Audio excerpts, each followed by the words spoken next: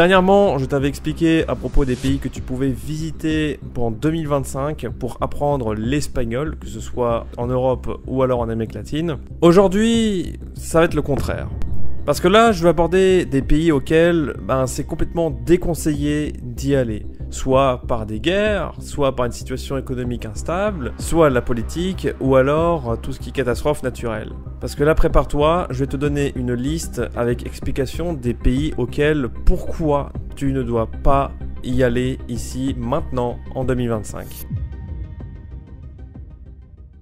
Maintenant, je commence par le plus dur, le plus documenté et le plus général quand il s'agit des pays à ne pas visiter, et c'est généralement évidemment en Amérique latine, c'est bien évidemment le Venezuela. Ce pays connaît depuis une bonne décennie une récession dans toutes les strates en fait, que ce soit économique, c'est-à-dire avec l'inflation qui est énorme en fait.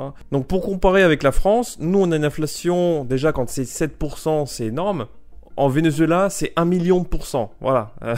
Donc la monnaie ne sert à rien là-bas. Deuxièmement, ça vit aussi l'un des taux d'homicide les plus élevés au monde, avec à peu près 300 taux d'homicide pour 100 000 habitants. Donc autant te dire que c'est pas un endroit si sécurisé qu'il en a l'air. Et qui en plus, la situation politique du pays, donc c'est un pays qui, avec l'arrivée au pouvoir du président, tout bousculé de façon à ce que ce soit vraiment autoritaire. Donc vraiment, le Venezuela, c'est pas du tout déjà dans la situation de base à ne pas y aller. Mais à propos de la langue, comment ça se fait à propos de la langue du coup? Ah ça je peux vous dire, en ayant côtoyé des Vénézuéliens, vraiment j'arrive à peine à comprendre de ce qu'ils disent. Le vocabulaire, la façon de parler, les accents, en plus il y a des accents régionaux. Alors c'est vraiment un terrier de lapin de l'espagnol. C'est presque autant que l'accent du Chili, mais c'est aussi autant pire que l'accent andalou en Espagne. Donc vraiment, je pense que vous n'avez aucune carte pour vraiment aller au Venezuela.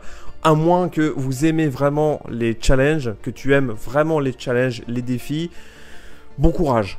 En plus, Caracas, qui est l'une des villes les plus dangereuses du monde, on dit bien du monde, c'est autant que Kinshasa, là je veux dire bon courage. Donc maintenant, on se retrouve à être dans les pays centraux, donc d'Amérique centrale. On commence avec l'Honduras. En fait, l'Honduras traverse une période assez complexe. Déjà, il y a des tensions politiques à l'approche des élections, non pas des élections présidentielles, mais des élections générales. Mais en tout cas, que dans ce pays-là, niveau politique, en plus, il y a des restrictions sécuritaires, donc il y a des défis aussi économiques, même si c'est pas autant que le Venezuela, ça reste quand même assez persistant. Et qu'en plus, il y a des urgences climatiques, donc c'est-à-dire qu'il y a des catastrophes naturelles, mais tout le temps, donc avec les sécheresses, avec des cyclones, avec tous ces trucs-là. Et qu'en plus, c'est un pays avec énormément de corruption, mais aussi de violence. Donc en vrai, le Honduras, c'est pas vraiment un pays pour faire ses petites valises et puis parler un petit peu espagnol. Après, à propos de l'accent espagnol, bon, ça me paraît un peu neutre. C'est pas si facile, mais c'est pas non plus compliqué.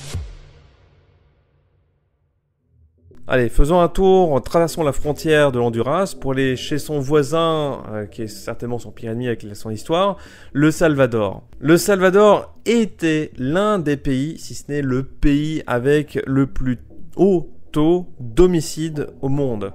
Donc il faut savoir que la situation au Salvador s'est améliorée depuis que le président Nayib Bukele est arrivé. Il a mis des mesures strictes pour diminuer considérablement le taux de criminalité dans le pays, mais ça reste quand même un pays avec beaucoup de taux d'homicide et auquel la sécurité n'est pas encore implantée. Il y a quand même des prises de mesures contre les gangs, c'est-à-dire les maras, c'est de mieux en mieux, mais voilà, encore une fois, la situation est encore assez compliquée, donc le Salvador, pour l'instant, on verra d'ici quelques années.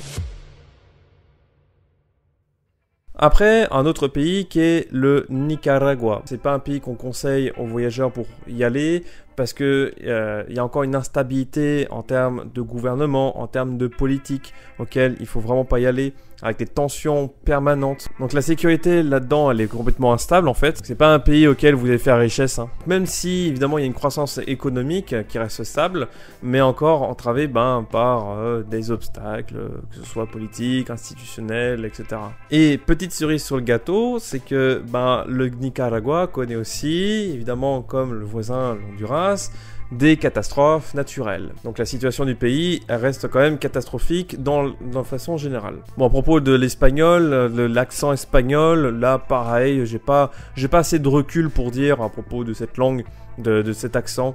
Mais en tout cas, c'est pas non plus le plus compliqué, donc ça va. Mais je pense que si tu arriverais dans ce pays qu'est le Nicaragua, je pense pas que tu puisses être si focus que ça pour apprendre l'espagnol. J'en avais parlé dans la dernière vidéo à propos de ce pays-là qui est le Mexique, que je vous avais recommandé d'aller dans ce pays-là pour pouvoir visiter et puis pour apprendre l'espagnol parce que c'est un espagnol qui reste assez simple, même ne serait-ce que le plus simple à apprendre au monde. Mais évidemment, là ce qu'on va parler, c'est surtout des régions auxquelles il faut vraiment éviter et quand je dis éviter, c'est avec des armes et voilà, avec une situation qui n'est pas si agréable que ça. Déjà, il faut savoir que le Mexique, c'est un pays qui est extrêmement grand. Que toutes les régions ne se valent pas de la même manière. Et donc il y a des régions qui sont vraiment très stables, où c'est sans risque, c'est comme la France, comme par exemple Mexico City, Guadalajara ou Monterrey. Mais il y a des régions auxquelles il faut surtout pas que tu y ailles, mais vraiment, vraiment pas. Soit à cause des prises de territoire des cartels, donc c'est avec des gangs, de la mafia, hein, c'est un peu ce même genre. Ou alors tout ce qui est de l'immigration, ou alors le trafic de... Comment on peut dire ça sur YouTube? Ah oui, le trafic de la poudre... Voilà, donc il y a beaucoup de ça et surtout, où est-ce que c'est réparti? C'est réparti surtout pour la frontière avec les États-Unis ou le Guatemala. Donc là, j'ai mis une carte actuelle, donc avec des zones selon le site du gouvernement, donc diplomatie.gouv.fr. Donc c'est là-dedans que je me réfère à propos de visuel. Il y a beaucoup de zones, évidemment, où il faut éviter absolument. Donc là, les zones en rouge, faut pas y aller. Les zones en orange, c'est déjà déconseillé, faut pas y aller. Donc pour commencer, il y a le sud-ouest du Mexique, donc surtout le sud de Mexico City, donc surtout les régions que sont le Guerrero, le Michoacán, ou alors les villes Colima ou Manzanillo. Donc là, c'est évidemment des grosses prises de cartel et vraiment, faut surtout pas y aller. Déjà que le Mexique dans l'ensemble, il faut pas trop y aller de nuit ou alors aller tout seul, mais là-dedans, il faut surtout pas y aller. Ensuite, il y a une petite zone où il y a Irapuato, Salamanca et Uriangato. Bon, excusez-moi, hein, c'est vraiment... j'essaie de voir. Après, il y a la zone du nord-est, donc qui est plus à l'est de Monterrey, donc qui est Ciudad Victoria, Matamoros ou alors Nuevo Laredo. Donc ça, c'est généralement beaucoup de trafic de stupéfiants avec de la poudre et pour aller aux États-Unis. Et enfin, il y a des toutes petites zones où là, c'est juste des villes ou alors vraiment une toute petite zone au Mexique. Donc il y a par exemple Culiacán, à l'ouest du Mexique. Et enfin, des villes qui sont à côté des États-Unis, donc à la frontière, comme Tijuana ou Tecate. Voilà, donc ça, c'est le Mexique. C'est uniquement par zone auquel il faut éviter de vraiment y aller. C'est le niveau sécurité, c'est pas ouf. Et enfin, si je peux dire aussi... quelques zones à travers le monde.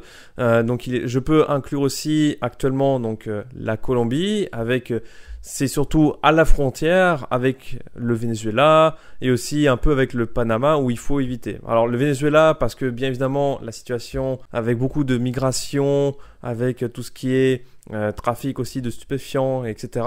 Il faut éviter d'y aller. Et aussi une zone qui reste assez oubliée, hein, mais que je préfère aussi la mettre là-dedans. Et ça, c'est pas en Amérique, c'est ni même en Europe, c'est surtout en Afrique. Donc il n'y a qu'un seul pays qui possède l'espagnol en tant que langue officielle, c'est la Guinée équatoriale. Alors pourquoi ne pas y aller là-bas?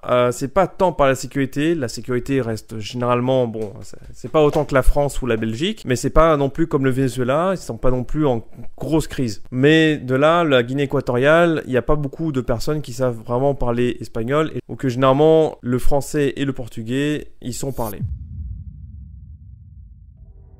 Donc voilà, j'ai pu te dire à propos des pays hispanophones à surtout pas y aller, ou en tout cas te déconseiller d'y aller. Donc n'hésite pas à mettre ton ressenti en commentaire, parce que moi j'aimerais aussi savoir sur toi si t'es allé dans ces pays-là, de comment que c'était, et puis de mettre aussi une certaine opinion, et de pouvoir développer le sujet. Ça serait vraiment sympa de ta part. Et en tout cas, si t'as aimé ce format, et en plus la dernière vidéo, donc sur les pays à visiter ou les pays à ne pas visiter, alors mets un like sur cette vidéo pour que je continue le format pour l'année prochaine. Et n'hésite pas à t'abonner pour aussi avoir des informations sur les pays, et puis aussi en tant que voyageur qui veut apprendre l'espagnol pour ses prochains voyages, Je mets du contenu chaque semaine pour que tu puisses évidemment te débloquer à l'oral ou bien dans la langue espagnole. Et aussi à partager cette vidéo si tu vois que tu as des personnes qui hésitent avec quelques pays en Amérique ou dans le monde pour apprendre l'espagnol. En tout cas, je te dis